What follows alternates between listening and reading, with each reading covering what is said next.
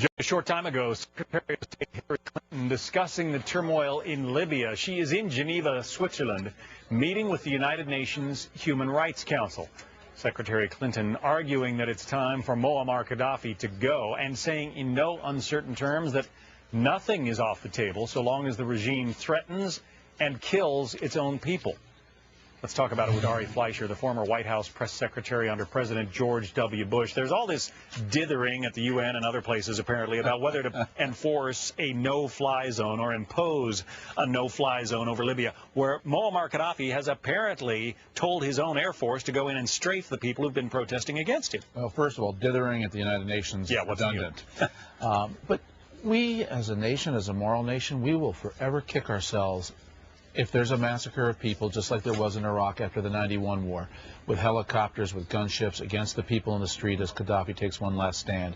If we could have prevented it, and we didn't. This is a moral thing to do, not a military. It's moral. I don't like to play president very often, but if I were President Obama, I would unilaterally announce that the United States is going to enforce a no-fly zone. I mean, who's going to complain about that? And we don't even need to do it unilaterally. I think that President Obama has such an anti-reaction to George Bush that he won't do anything unilateral, even when he should. But here, we would have the world with us, and we could have the United Kingdom with us and others, or France with us. They have aircraft carriers. It amazes me that we haven't taken this step. There are a whole series of things we can do, and I think on Libya, the president has been very slow and unsteady in his reaction. He was much better on Egypt. With an American foe like Qaddafi, I don't understand why he's doing what he's doing. Well, even some of Qaddafi's own pilots saw that other aircraft were following orders and either dropping bombs or strafing some of their own civilians.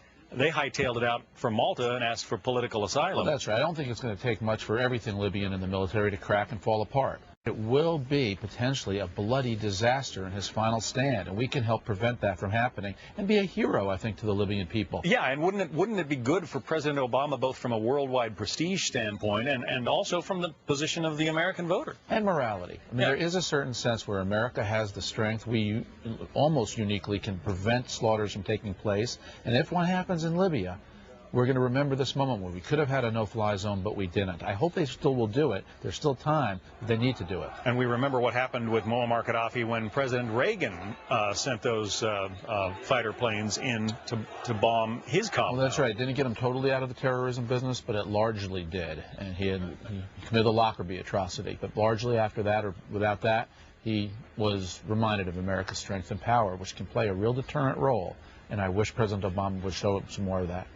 You say that, in your view, he is not handling Libya as well as he did Egypt. Why do you think that is? Well, I think in Egypt his approach was slow and steady, which was good. We had an American ally. We had somebody who's been keeping the peace with Israel, and we needed him to slowly leave while we steadily pushed for reform. In the case of Qaddafi, we immediately should have said Qaddafi has to go and join the side of the protesters. But it just seems that President Obama's first reaction is that America cannot and should not dictate events around the world. And when we abdicate leadership, we abdicate morality. And that's what's happening in Libya. And I think the Libyan people could have looked to President Obama for hope, for inspiration, and some sort of protection. They'll carry this out their own way, but we shouldn't let them be slaughtered in doing it. Ari Fleischer had a front row seat to history as President George W. Bush's press spokesman. Ari, thanks. Thank you.